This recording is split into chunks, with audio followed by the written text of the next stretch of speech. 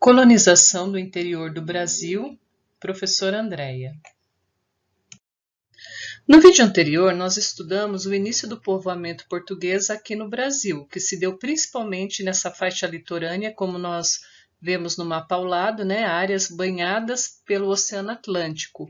Mas o vídeo de hoje, ele vai abordar como foram conquistadas áreas mais ao interior do continente americano. Como essas áreas se transformaram no que nós conhecemos hoje como território brasileiro. Então, nós temos aqui mais 4 formas de expansão, tá? E conquistas de território na América do Sul. Então, nós temos a ação dos soldados portugueses pagos para expulsar estrangeiros e garantir a posse de terras aí no interior, do continente sul-americano.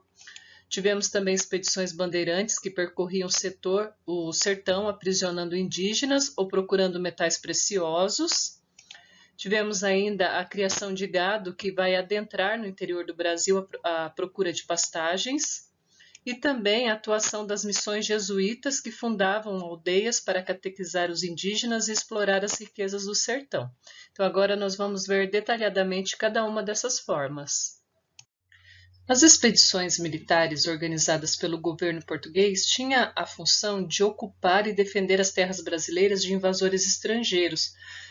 Bem no início da colonização tivemos vários problemas com os franceses, principalmente. E o governo português vai construir vários fortes para garantir a posse dessas regiões. Em torno desses fortes vão surgir vários povoados que são hoje importantes capitais brasileiras. Então vamos ver aqui alguns fortes. O Forte de Filipéia de Nossa Senhora das Neves, fundado em 1584, atual cidade de João Pessoa, capital da Paraíba. Forte dos Reis Magos, fundado em 1597, que é a atual cidade de Natal, capital do Rio Grande do Norte, é o forte que aparece na imagem ao lado. Forte de São Pedro, fundado em 1613, atual cidade de Fortaleza, capital do Ceará. Forte do Presépio, fundado em 1616, atual Belém, capital do Pará. Então essa foi uma forma de povoamento do interior. Bem, agora vamos falar das entradas e bandeiras. Entradas e bandeiras eram expedições que iam para o interior do Brasil, principalmente navegando pelos rios, em busca de pedras preciosas, ouro e captura de indígenas para serem vendidos como escravos nas áreas produtoras de açúcar. Vocês sabem que desde o início da expansão marítima, o objetivo das nações europeias era encontrar o ouro. O ouro era o produto que dava mais lucro no mercado europeu no período, continuava sendo. Porém, vão ser organizadas 2 formas de expedições para ir em busca desse ouro no interior do Brasil. Uma se chamava entradas, que eram expedições organizadas pelo governo português, executadas por militares.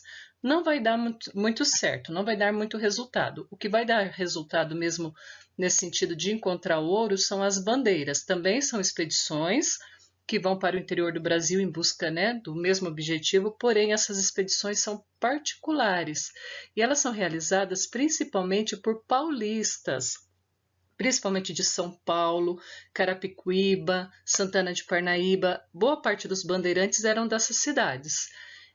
Essas expedições muitas vezes tinham subsídio do governo português também. Como eu já falei para vocês, a maior parte dos bandeirantes eram paulistas, principalmente de São Paulo, Carapicuíba, Santana de Parnaíba, são lugares que surgiram aí principalmente em torno desse movimento de bandeiras. Os bandeirantes, eles partiam de São Paulo ou dessas outras cidades que eu citei, caminhando nas margens do Tietê. Junto a eles tinha um exército indígena ou de mestiços que ia fornecer apoio para eles nessa jornada, carregando suprimentos, os barcos, lembrando que eles estão caminhando. Não tinha como colocar o barco no Tietê e sair navegando para o interior do Brasil partindo de São Paulo, porque o rio não era navegável nesses trechos, nem passando aqui por Barueri, nem Santana de Parnaíba. Eles só poderiam pôr o barco no rio só quando chegava na cidade de Porto Feliz, perto de Itu, que era onde o rio já era navegável, como a gente vê na imagem abaixo. Por isso que chama Porto Feliz, era o lugar onde iam parar de carregar toda aquela carga pesada, pôr no barco para poder navegar. O ouro foi encontrado em grande quantidade pelos bandeirantes lá em Minas Gerais e também no Mato Grosso, tá certo? Mas a gente vai falar mais sobre a prospecção do ouro no vídeo sobre mineração. Bem, mas também existiram três tipos de bandeirantes, três tipos de bandeiras. O primeiro foram as bandeiras de prospecção, ou só bandeiras, que é esse momento que eu falei para vocês, que os bandeirantes partiam daqui para ir em busca do ouro, e quando não encontravam ouro, escravizavam índios para venderem, né, como escravos, principalmente nas regiões de engenho. Porém, à medida que o ouro foi sendo encontrado aqui no interior do Brasil, o governo português fica sabendo e toma posse dessa região e tira essa região do controle dos bandeirantes e só vai poder fazer a prospecção pessoas autorizadas pelo rei de Portugal. Então, os bandeirantes não podem mais agir também como mineradores e eles vão começar a se dedicar a outros serviços. Então, a gente vai ter também o sertanismo de contrato, que são bandeirantes que vão criar exércitos de índios e também de mestiços para vender o trabalho de mercenários, de exército, para quem quisesse contratá-los. Tem um exemplo que eu já até citei em vídeos anteriores, que é do Bandeirantes Domingos Jorge Velho, que era de Santana de Parnaíba. Ele tinha um exército de mais de 2.000 indígenas e ele foi contratado pelo governo de Pernambuco, os fazendeiros de Pernambuco, para destruir o Quilombo dos Palmares. Então ele é um bandeirante, mas ele é um bandeirante no período que ele está agindo como sertanista de contrato, está vendendo o serviço do seu grupo como exército. Depois nós temos também as monções. São os bandeirantes que, não podendo mais fazer a prospecção do ouro, eles começam a praticar o comércio na região do ouro. Eles vão fazer expedições para buscar alimentos em outras partes do Brasil para vender nas regiões de Minas, tá? Roupa, alimento, ferramentas de trabalho. Então, eles viram comerciantes. Então, existiram esses três tipos de bandeiras. E não podemos esquecer que é justamente nesse movimento, né, que o interior do Brasil foi sendo povoado. À medida que o ouro vai sendo encontrado, povoados vão nascendo nessas regiões e garantindo a posse dessas regiões para Portugal. A criação de gado foi outra forma de povoamento do interior. À medida que as pessoas procuravam novas áreas de campinas onde pudesse criar o gado, também foram levando a colonização nessas regiões. Mas o que estimulou a criação de gado, a procura de novas áreas para criar gado? Foi principalmente no período que o ouro foi encontrado, no período da mineração, já que as áreas, principalmente de Minas Gerais, elas eram destinadas à procura do ouro. Quem recebia terras lá para minerar não tinha interesse em praticar a agricultura e a pecuária, então faltava alimentos na região. Isso fez com que surgisse em outras regiões o interesse de produzir alimento para vender para Minas Gerais. Então, isso vai se dar principalmente no Nordeste e no Rio Grande do Sul. Lembra que eu falei dos bandeirantes que não podiam mais prospectar o ouro por causa do controle do governo português? Muitos desses bandeirantes das monções foram em busca dessas áreas. Lá no sul do Brasil, eles vão começar a criar gado para depois salgar a carne e vender como alimento na região de Minas. Aqui no Brasil a gente dá vários nomes, né, para essa carne salgada. Carne de sol, charque, jabá, porque não tinha geladeira, não tinha caminhão freezer para transportar essa carne. Então a carne chegava na região de Minas salgada e era levada principalmente pelos bandeirantes das monções.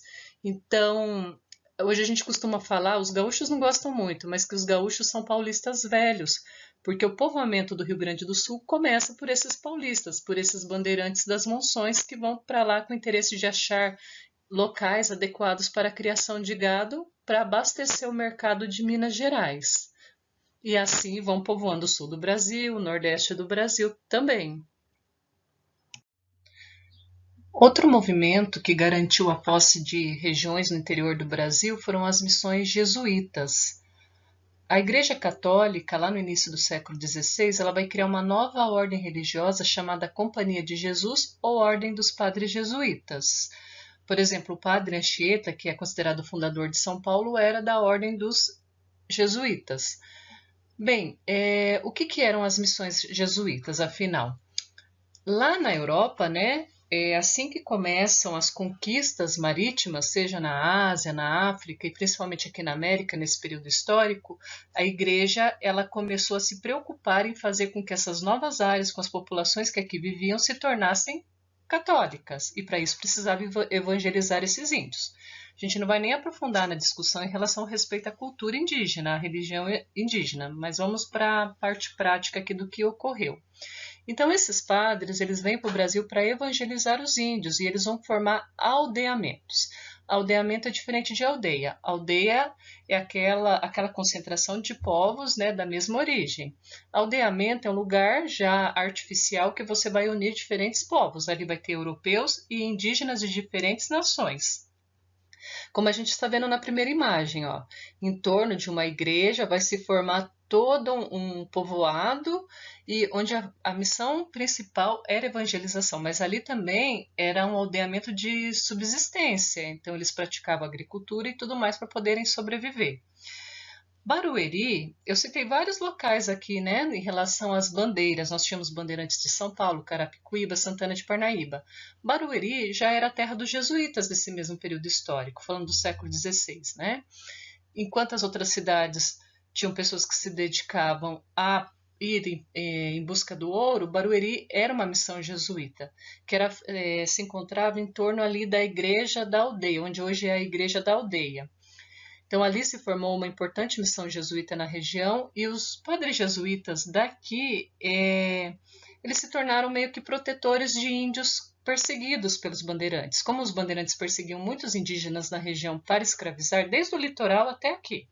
Eles iam, por onde passavam, iam capturando índios, escravizando índios. Então, muitos índios desabrigados também procuravam essas missões para poder se protegerem dos bandeirantes. Então, muitos jesuítas vão participar da luta contra a escravização dos indígenas também. Até que aqui em Barueri tem, né, a lenda da Nossa Senhora da Escada, que diz que houve uma aparição dessa santa no momento em que esse aldeamento foi atacado por bandeirantes, e essa aparição fez com que vários indígenas conseguissem fugir desses bandeirantes, né, como se fosse um milagre, assim como a Igreja Católica coloca, né, como um milagre. Por isso que nós temos, né, o dia da Nossa Senhora da Escada aqui em Barueri. Agora que vimos as formas como o Brasil foi sendo construído, foi tendo o seu território configurado, vamos entender como que vai ficar essa história. Inicialmente, essas áreas que foram conquistadas, elas já pertenciam principalmente à Espanha, por acordos internacionais anteriores. Até mesmo anterior ao descobrimento do Brasil, já tinha lá o Tratado de Tordesilhas, que dividia áreas possivelmente encontradas aqui na América, que viessem a ser encontradas aqui na América. E à medida que os brasileiros vão criando povoados mais ao interior, né, do continente sul-americano, então, Portugal vai acabar se encontrando com essas nações para tentar firmar novos acordos, novos tratados internacionais para garantir a posse desses territórios. Então, nós tivemos o Tratado de Utrecht, de 1713, assinado entre França e Portugal, que estabelecia que o rio Oiapoque, no norte do território brasileiro, limitaria a fronteira entre o Brasil e a Guiana Francesa.